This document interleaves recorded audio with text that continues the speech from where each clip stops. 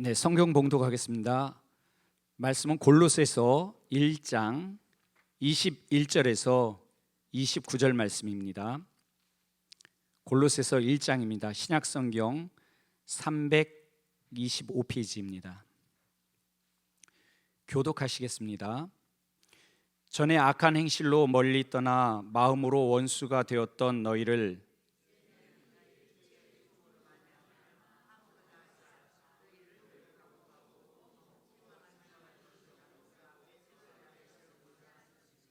만일 너희가 믿음에 거하고 터 위에 굳게 서서 너희 들은 바 복음의 소망으로 흔들리지 아니하며 그리하리라.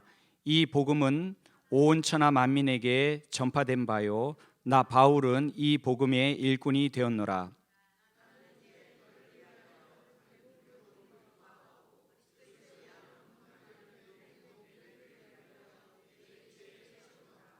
내가 교회의 일꾼이 된 것은 하나님이 너희를 위하여 내게 주신 직분을 따라 하나님의 말씀을 이루려 함이니라.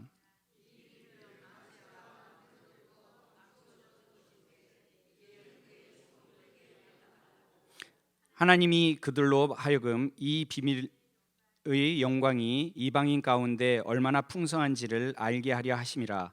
이 비밀은 너희 안에 계신 그리스도시니 곧 영광의 소망이시라. 이시니라.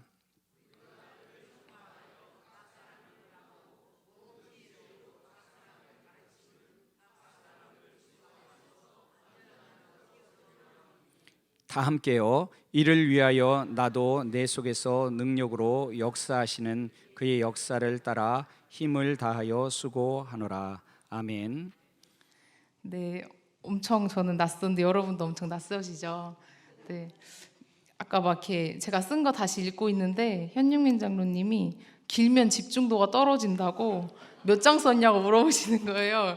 그래서 제가 강도사님 설교하시는 것보다 한 장 많게 했어요 했더니 어디 전도사가 강도사보다 많이 썼냐고 줄이라고 하시더라고요. 그래서 제가 장수는 많지만 속도를 빠르게 해서 시간을 줄여보도록 하겠습니다. 네, 오늘 담임 목사님께서는 파주의 행복한 교회의 임직 예배 설교를 가셨고 제가 대신 말씀을 전하게 되었습니다. 네, 예수님도 자신의 고향에서는 인정을 못 받으셨다고 하잖아요. 그래서 제가 준비한 말씀들이 혹여나 여러분들께 은혜가 되지 않을까 엄청 걱정을 많이 했어요. 그래서 주님께 담대한 마음을 허락해 주세요. 한 주 동안 엄청 기도를 드렸고 어차피 은혜를 주시는 분은 하나님이시니까 주님께서 은혜 주실 줄 믿고 전하도록 하겠습니다. 제가 한 가지 질문을 드리도록 하겠습니다. 여러분들은 집에 냉장고를 몇 대 가지고 계신가요? 한 대? 두 대 계시는 분 네, 두 대 있으시고 네, 김치냉장고 포함입니다. 네, 두 대. 네, 조금 더 살림이 많으신 분은 세 대까지 있으시고 네, 그렇다면 여러분의 냉장고 안에는 무엇으로 가득 차 있나요? 한번 떠올려 보세요. 냉장고 문 한번 열어보시고 또 냉동실도 열어보시고 혹시 막 검정 봉다리 이렇게 쌓여져 가지고 안에 뭐 들어있는지도 모르는데 그런 거 막 얼린 고기 이런 거 막 들어있는 거 막 떡 엄청 채워져 있고 이런 거 아니시죠? 네, 요즘에는 제가 여러 가지 시간이 없어서 운동을 못 하고 있는데 제가 한창 운동을 좋아하던 때 막 열심히 하던 때는 단백질 막 먹어야 된다고 닭가슴살 이렇게 잔뜩 사가지고 집에다 냉동실에 막 쟁여두고 했어요. 그러면 이제 문제가 뭐냐 하면 가족들이 함께 쓰는 냉장고이기 때문에 냉동실에 자리가 없는 거예요. 그래서 엄마와의 갈등이 조금 있었습니다. 저는 냉동실 좀 정리하라고 저거 어차피 막 버려야 된다고 막 이렇게 하고 엄마는 너가 살림해보라고 막 이렇게 해서 둘이 엄청 이렇게 싸워요. 그런데 제가 보니까요, 사람들의 냉장고를 열면 그 사람이 무엇을 중요하게 생각하는 사람인지 알 수 있겠더라고요. 저처럼 이제 운동을 좋아하는 사람은 닭가슴살이나 단백질 음료 같은 것들을 채워 넣을 것이고 요리하는 것보다 나는 시간을 좀 절약한 편리한 게 좋아하는 사람은 밀키트나 이런 것들을 넣을 것이고 네, 또 피부 관리 좋아하시는 분들은 막 마스크팩도 들어있고 하겠죠. 네, 그런데 냉장고의 공간은 한정적이잖아요. 넣을 수 있는 게 이제 한정적이에요. 너무 가득 넣으면 어떻게 되죠? 문이 안 닫혀요. 그래서 우리는 우선순위를 정해서 그 냉장고를 채워야 합니다. 유통기한도 확인해야 되고 급한 것은 또 먼저 요리해서 먹어야겠죠. 사람도 냉장고처럼 모든 것이 한정적이라는 생각이 듭니다. 육체의 힘이나 시간, 돈, 또 내가 할 수 있는 것들이 무한정할 수 있는 것은 아무것도 없습니다. 그래서 우리에게 주어진 이 한정적인 것을 무엇으로 채울지, 어떻게 사용할지 모두 우리는 결정해야 되고 우선순위를 정해야 합니다. 하나님께서 오늘 이 바울의 편지를 통해 그 방법을 우리에게 알려주고 계십니다. 오늘의 본문인 이 골로새서는 바울이 감옥에서 쓴 옥중서신 중 하나입니다. 옥중서신 뭐죠? 그 에베소서, 빌립보서, 모르시는 것 같은데? 에베소서, 빌립보서, 골로새서, 빌레몬서 이렇게 네 개인데 골로새에는 에바브라라는 사람이 있었어요. 그는 로마에 있는 바울에게 찾아가서 지금 저희 교회 사람들이 문화적으로 어려움을 겪고 있어요 하면서 로마에 있는 바울을 찾아가서 이야기를 했습니다. 그리고 교회를 위해 편지를 써달라고 부탁했습니다. 이 시기에는 비밀을 추구하는 자들로 신비주의의 종교를 가진 사람들이 이제 교인들을 혼란스럽게 했거든요. 그래서 다신론자들이 있었고 이단 사상이 많이 있었습니다. 바울은 이 골로새 교회 사람들을 격려하면서 동시에 이 에바브라가 이야기했던 부분을 언급하면서 성도님들을 이제 권면하는데 세 번역으로 오늘은 한번 말씀을 쉽게 읽어보길 원해요. 21절에 전에 여러분은 악한 일로 하나님을 멀리 떠나 있었고 마음으로 하나님과 원수가 되어 있었습니다. 죄 가운데 있는 과거의 모습을 보여주죠. 22절에 그러나 지금은 하나님께서 그리스도의 죽으심을 통하여 그분의 육신의 몸으로 여러분과 화해하셔서 여러분을 거룩하고 흠이 없고 책망할 것이 없는 사람으로 자기 앞에 내세우셨습니다. 네, 죄를 해결하여 주신 현재의 모습을 볼 수 있어요. 그리고 23절에서 그러므로 여러분은 믿음에 튼튼히 터를 잡아 굳건히 서 있어야 하며 여러분이 들은 복음의 소망에서 떠나지 말아야 합니다. 이 복음은 하늘 아래 있는 모든 피조물에게 전파되었으며 나 바울은 이 복음의 일꾼이 되었습니다. 그리스도인의 삶의 방향까지 제시해주고 있습니다. 우리가 예수님을 만나기 전과 후 그리고 그리스도인은 어떻게 살아야 할지 명확히 제시를 해주고 있어요. 우리의 과거와 현재의 모습이기도 합니다. 또 앞으로 우리가 살아갈 삶의 방향이기도 합니다. 특별히 23절에 만일 너희가 믿음에 거하고 이 말에는 이 거한다는 단어가 원어로는 단순히 거기에 거한다, 머물다 이런 뜻도 있겠지만 더 인내하고 참아야 한다는 것을 이야기해요. 계속하다, 고집하다, 인내하다라는 의미로 쓰였습니다. 인내한다는 것은 그것을 참아야 한다는 것도 있겠죠. 믿음 위에 있으니까 내가 그냥 사는 거야 이게 아니라 누가 날 이곳에서 내쫓으려고 하고 그럴 때에도 고집스럽게 내가 거기서 버텨야 한다는 것입니다. 마귀는 우리의 믿음의 털을 흔드는 수만 가지 방법을 알고 있어요. 우리가 복음의 소망에서 떠나는 것이 목적이기 때문입니다. 그러면 반대로 우리는 이 믿음의 터가 흔들리지 않는 방법을 얼마나 알고 있나요? 마귀보다 많이 알고 계시나요? 네, 믿음의 터라고 말하는 곳 위에 우리는 돈을 혹은 사람을, 내 자녀를 복음보다 우선적으로 세워서 살고 있지는 않은가요? 바울은 이 복음의 일꾼이 되는데 나는 복음의 일꾼으로 과연 살아가고 있나요? 그리스도께서 우리를 위하여 대신 십자가에 못 박혀 돌아가신 그 은혜, 하나님의 구원의 역사에 참여하고 경험하기 위해서는 우리의 책임이 요구됩니다.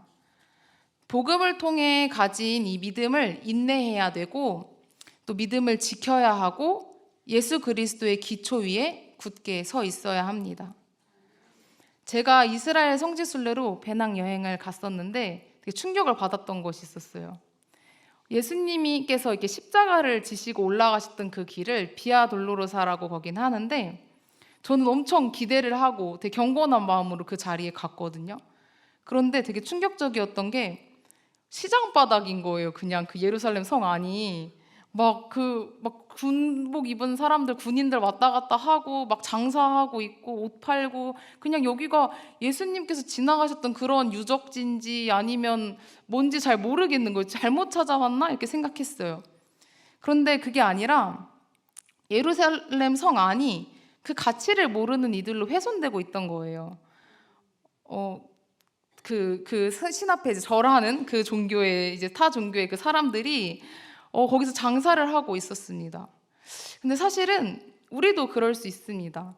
믿음의 터에 거하는 것을 이제 감사히 여기지 못하고 오히려 그것을 장사로 이용을 하거나, 아니면 내가 그리스도인이라고 하면서 오히려 그 이름을 훼손시킬 수도 있습니다. 아무리 교회에서 바른 복음을 전하고 신앙을 가지신 부모님의 자녀로 태어나고 그렇다고 하더라도 이 믿음의 터 위에 내가 굳게 서 있지 못하고 그 가치를 깨닫지 못하면 천하 만민에게 전파된 이 복음이 나의 삶을 바꾸지는 못합니다. 오히려 대적하는 사람이 돼요. 그리고 욕을 하겠죠. 믿음의 터가 안 좋다고, 복음이 이상한 것 같다고, 복음 전하는 저 사람이 틀렸다고, 이런 사람이 됩니다. 바울이 감옥에 갇힌 것을 보고 수근거리는 사람도 있지 않았겠습니까? 그것 봐, 예수쟁이 결말이 결국에 저런 모습이야. 예수님께도 사람들은 똑같았습니다. 십자가를 향해서 저게 무슨 왕이냐고 비웃었죠. 그러나 바울은 감옥에 갇힌 자신의 고난이 절대 패배한 모습이라고 말하지 않습니다. 예수님께서 사랑으로 감당하셨던 고난에 내가 동참한 것이라고 하며 이 이야기를 영광스럽게 이야기하고 있습니다. 바울은 자신의 직분과 위치를 정확하게 알고 있었던 사람이에요. 그래서 내가 무엇을 해야 할지도 알고 있었습니다. 그뿐 아니라 온 몸과 내 삶 전체를 던져서 복음을 전하는데 수고를 했습니다. 24절에 이제 나는 여러분을 위하여 고난을 받는 것을 기쁘게 여기고 있으며 그리스도의 남은 고난을 그분의 몸, 곧 교회를 위하여 내 육신으로 채워가고 있습니다. 라고 합니다. 복음의 일꾼인 바울은 자신이 주님을 위해 받는 고난을 기쁘게 여기고 있습니다. 사실 어떤 사람이 이 고난 가운데에서 기뻐할 수 있겠습니까? 그러나 우리 그리스도인들은 이 고난 가운데 기뻐할 수 있습니다. 기독교는 고난을, 죽음을 초월한 유일한 종교이기 때문입니다. 믿음을 가진 자들은 이 고난을 초월해서 우리의 생각을 바꿉니다. 생각이 바뀌기 때문에 우리의 기도 또한 달라지는 것을 봅니다. 하나님, 나를 힘들게 하는 저 직장 상사, 나를 무시하는 저 인간, 나를 괴롭히는 저 사람, 제 눈앞에서 안 보이게 해주세요. 이렇게 기도했던 사람도, 벌 좀 받게 해주세요 했던 사람도, 기도가 지금은 어떻게 바뀌죠? 앞에 권사님, 네, 어떻게 바뀌셨죠? 네, 그들을 불쌍히 여기는 마음을 갖게 해달라고 기도가 바뀌어요. 내가 저 사람 용서할 수 있게 더 넓은 마음 주님 허락해 주세요. 저는 저 사람 사랑할 마음이 없는데 주님 저한테 그렇게 할 수 있도록 도와주세요. 이런 기도를 우리는 합니다. 하나님, 도대체 어디 계셔가지고 저의 이 아픔과 고통을 외면하시는 겁니까? 하고 하던 기도가 이제 어떻게 바뀌게 되죠? 이 고통을 통해 제가 무엇을 깨닫기를 원하십니까, 주님? 하나님의 뜻은 무엇입니까? 와 같은 기도로 변화될 수 있습니다. 너무 바빠서 기도합니다라는 책의 저자 빌 하이베스 목사님은 책에서 이런 간증을 하세요. 아버지께서 심장마비로 돌아가셨는데 아버지는 비교적 젊으셨고 이 세상에서 누구보다 그 목사님을 믿어주셨던 분이라고 해요. 그러니 그 아버지를 잃은 상실감이 되게 컸겠죠. 하나님, 왜 이런 일이 일어난 겁니까? 당신이 정말로 저를 사랑하신다면 저한테 어떻게 이러실 수 있습니까? 라고 하나님과 씨름을 했다고 해요. 그런데 한밤중에 갑자기 모든 것이 변했습니다. 눈물을 쏟으며 절망했던 그날 밤 이후로 나는 용기와 확신과 소망을 품을 수 있었습니다. 라고 고백을 합니다. 가장 혹독했던 그 밤중에도 오히려 하나님과 넘치도록 친밀했던 교제함이 있었던 거예요. 슬픔과 절망이 하나님과의 교제를 이끌었고, 인간적으로 내가 가장 의지하던 그 아버지에 대한 마음이 전부 하나님의 일하심과 또 하나님의 능력으로 채워지는 역사를 경험했습니다. 바울은 그리스도의 고난에 적극적으로 동참한 사도였습니다. 바울은 자신의 사역을 위해 수고하고 노력했습니다. 그리고 지금 우리 또한 그 일을 감당하는 일에 동참하라고 권면하고 있습니다. 그래서 교회를 세우셨고, 우리를 제자로 부르신 것도 그리스도인으로서 예수님과 같이 살게 하시기 위함입니다. 그런 의미에서 루터는 영광의 신학과 대비되는 십자가의 신학이라는 용어를 만들어냈어요. 여러분도 그리스도의 그 고난에 동참하신 경험 있지 않으신가요? 내가 믿음 생활하면서 예수님과 같이 살아가려다가 고난 받았던 경험이 있지 않으신가요? 내가 교회 안 다녔으면 듣지 않아도 됐을 그런 비난을 듣거나, 그것을 들었는데도 바보같이 참아야 됐고, 또 다시 웃으면서 그 앞에 마주서기도 했을 것입니다. 내가 주님을 믿지 않았다면, 예수 그리스도를 따르지 않았다면 아무것도 아니었을 일들이 나를 오늘도 시험 들게 하고 또 주님 앞에 바로 서게 하는 것을 어렵게 만듭니다. 저는 이름이 예담이라서 누가 봐도 쟤는 이제 교회 다니는 애니까 나름대로의 고충이 있었어요, 학교 다닐 때. 그래서 지금도 나를 낮추고 계속해서 겸손해지지 않으면 내 안에 있는 그 혈기와 이 막 서운한 마음들, 또 억울함들, 이런 것들이 이제 저를 병들게 하는 것 같습니다. 이처럼 그리스도의 남은 고난을 그의 몸된 교회를 위하여 내 육체에 채운다는 것은 우리가 예수님처럼 살아가야 한다는 것을 의미합니다. 예수님도 고통을 통해 순종을 배우셨거든요. 팀 켈러 목사님의 그 고통에 답하다라는 책에 이런 글이 나옵니다. 한번 잘 들어보세요. 크리스천은 고난을 통해 그리스도다움을 배워야 한다. 믿음과 인내로 고난에 맞선다면 그 시련을 통해 그리스도다운 사람으로 성장할 수 있다.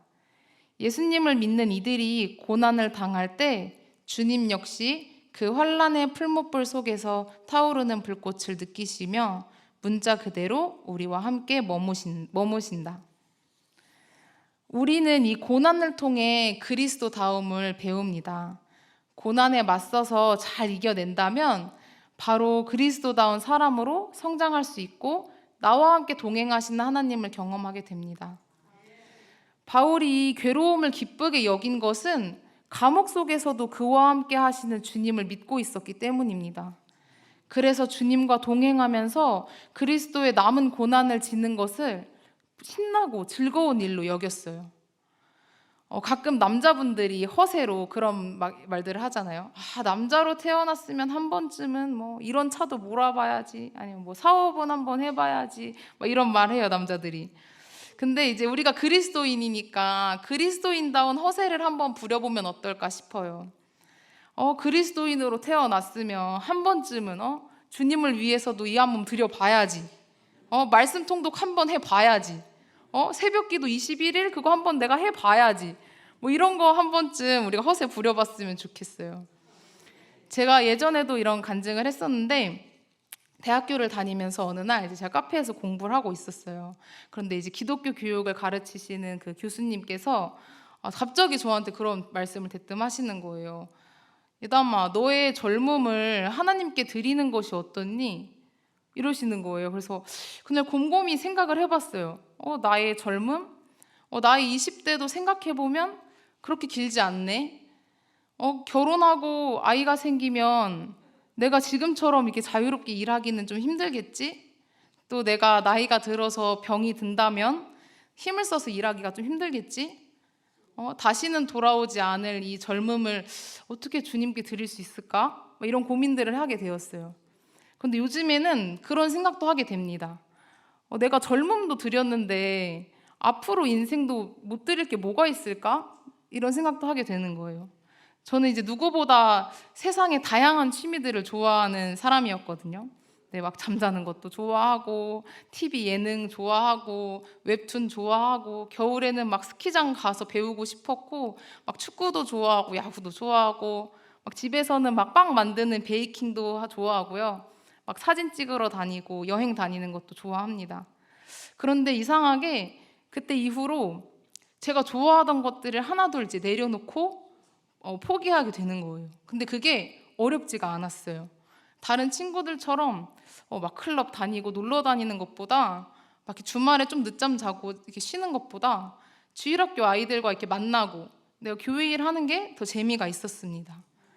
여러분도 좀 그렇지 않으신가요? 내가 술자리보다 믿음의 공동체와 함께 이렇게 웃고 떠드는 게 더 재밌고 즐겁고 또 내가 전국 노래자랑보다 기관별 찬양대회 이거 더 목숨 걸고 준비하고 네, 네, 아멘이라 하셨어요. 네, 여행보다 내가 이 자리를 지금 지키는 것이 더 중요하다는 것을 우리가 깨닫게 됩니다. 그리스도인으로 새롭게 태어나서 한 번 사는 인생, 어차피 죽을 인생, 내가 우리의 몸된 주님의 교회를 위해서 그리스도의 고난을 내가 기쁨으로 살아내 보았으면 좋겠습니다. 예수님께서는 마태복음 5장 8복의 말씀 중에 가장 먼저 그렇게 말씀하셨어요. 심령이 가난한 자는 복이 있나니 천국이 그들의 것이며 또 애통하는 자가 복이 있나니 그들이 위로를 받을 것이며 아버지의 뜻을 위해 내 심령이 가난해지고 또 애통하며 기도할 때 절대 주님께서는 그 기도를 헛되이 그냥 흘려보내시지 않습니다. 교회를 위하여 뿌린 그 눈물의 기도, 복음을 전하기 위해 애쓴 나의 노력들을 모두 기억하고 계십니다. 이 복음이요 26절에 원래는 영원 전부터 모든 세대에 감추어져 있었는데 지금은 그의 성도들에게 드러났다고 이야기를 하고 있습니다.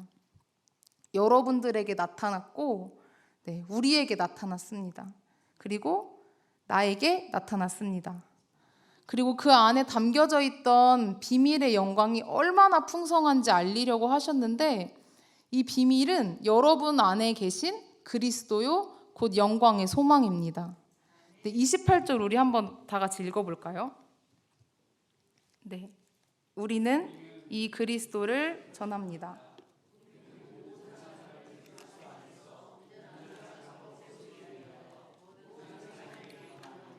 지혜를 다하며 모든 사람을 가르칩니다. 네, 특별히 우리 자녀들을 온전한 사람으로 세우기 위하여 권하고 또 지혜를 다하여 가르쳤으면 좋겠습니다. 또 믿지 않는 우리 가족들 온전한 사람으로 세우기 위해서 내가 복음을 권하고 또 지혜를 다해 내 모든 것을 다해 가르쳤으면 좋겠습니다. 이 일을 위하여 나도 내 속에서 능력으로 작용하는 그분의 활력을 따라 수고하며 애쓰고 있습니다. 라고 29절에서 이야기를 해요. 바울은 자신의 목적을 위해 경기장의 선수와 같이 전력 투구한 사도였습니다. 29절에서 말하는 그 활력은 이 고대 이 로마 시대 운동선수들이 고단한 훈련을 막 치르면서 막 분투하는 것을 의미해요. 하나님의 역사를 의지하면서 이 고단한 훈련을 내가 감내하는 거예요. 운동선수처럼. 이 느낌을 전 어떻게 떠올렸냐 하면 제가 이제 체대 입시 실기 시험 볼 때 시험장이 막 겨울에 되게 춥거든요. 근데 거기에 말 한마디가 없어요. 시험 직전에. 막 거친 숨소리만 있는 거예요. 그 체육관 강당 안에. 혹여나 이 시험을 기다리면서 내 풀었던 몸이 막 식을까봐 계속 뛰고 열을 내고 긴장감이 감돕니다. 그리고 내 차례가 되는 순간 어떻게 하죠? 기억이 나지 않을 정도로 내가 전력 투구하는 거예요. 내가 이날만을 위해서 그동안 얼마나 피땀 눈물 막 흘렸어요. 그 전력 투구를 합니다. 오늘 바울이 말하는 활력도 그런 활력이에요. 내가 그냥 비타민C 먹고서 뭐 힘냈다 뭐 이런 정도의 개념이 아니라 내가 경기장에서 다시 오지 않을 이 기회에 내 피와 땀과 눈물을 다 쏟아서 수고하며 애쓰고 있다는 것입니다. 기억해야 하는 것은 그리스도의 능력 주심과 우리의 노력이 병행되어야 한다는 거예요. 그냥 그래 그리스도가 능력 주셨지 뭐 못할 게 없으신 분이잖아로 끝나면 안 돼요. 왜냐하면 나의 고난과 애씀이 없는 십자가의 영광은 있을 수가 없기 때문입니다. 네, 벌써 마지막이에요, 여러분. 기쁘시죠? 마지막으로 오늘 여러분들과 로제타 홀에 대한 이야기를 나누고 말씀을 마치려고 합니다. 로제타 홀이라는 사람은 사진 보여주시면 내 앞에 있는 이 분이에요. 1890년부터 1933년까지 43년간 우리나라에서 의료사역을 했던 선교사님이십니다. 남편 윌리엄 홀은 청일전쟁 중이던 평양에서 자신의 몸을 돌보지 않을 정도로 환자를 치료하다가 입국 3년 만에 이질에 걸려 사망을 했어요. 남편의 죽음으로 다시 본국에 돌아갔던 로제타 홀은 3년 만에 다시 한국으로 돌아옵니다. 그리고 평양에 자신의 남편을 기리는 기홀병원을 설립하고 우리나라 최초의 여성 전문 병원인 보구여관을 이화학당 안에 설립을 했습니다. 네, 또 자신의 병원 조수였던 사람을 미국으로 유학 보내서 의사가 되게 하는데 이 사람이 조선 최초의 여자 의사인 박에스더가 되고요. 또 첫 시각장애인 신자였던 그 오봉래라는 사람을 위해서 한글 점자를 개발해요. 이것이 우리나라 특수교육의 시작이 되었습니다. 네, 더 놀라운 것은 이들의 아들 부부도 의사였거든요. 근데 이제 결혼 전에 조선에서 의료 선교를 하기로 약속을 합니다. 이들은 우리나라 최초의 결핵 전문 요양병원을 설립했고 특히 결핵 퇴치 모금을 위해 발행하는 크리스마스 씨를 제작했다고 해요. 의사라는 게 되게 훌륭한 직업이잖아요. 자신의 나라에서도 편하게 먹고 살 수도 있었지만 또 남편의 죽음이 없었을 수도 있어요. 우리나라에 오지 않았으면. 또 다시 이제 조선에 돌아오지 않아도 이 로제타 홀에게 누가 뭐라고도 하지 않았을 거예요. 다 충분히 이해했을 거예요. 또 자신의 사랑하는 자녀만큼은 자신과 다른 길을 걷게 했을 수도 있을 것 같습니다. 그런데 로제타 홀은 그 어떠한 것보다도 그의 나라를 먼저 구했습니다. 그래서 1890년 9월 14일 로제타 홀은 자신의 일기에 이렇게 기도했습니다. 오 기도하오니 저로 충성되게 하시고 성공을 염두에 두지 않게 하소서. 하나님께서 우리도 바울과 같이 부르셨고 각자의 자리에 사명자로 세우셨습니다. 우리가 생명을 허락하신 주님을 위해 살겠다고 결심할 때 하나님께서는 우리에게 능히 그것을 감당할 능력과 힘을 공급해 주십니다. 우리는 복음을 가진 자들입니다. 믿으십니까? 네, 하나님의 은혜를 입은 성도는 복음을 전하는 일을 마땅히 이루어야 할 인생의 최우선 과제로 삼아야 합니다. 주님의 부르심에 귀를 기울여 보십시오. 오늘 주님께서는 여러분을 어떤 사역의 자리로 부르셨을까요? 영광스러운 비밀을 깨달아서 예수 그리스도를 증거하는 귀한 일꾼으로 부르셨습니다. 복음을 위해 우리가 수고하는 이유는 그리스도가 우리 인생의 전부이고 정답이기 때문입니다. 이런 그리스도를 우리가 더 깊게 알아서 주님의 은혜로 풍성히 가득 채우길 원합니다. 네, 이제 여러분들은 여러분의 몸에 무엇으로 채우기를 원하십니까? 네, 기도드리시겠습니다.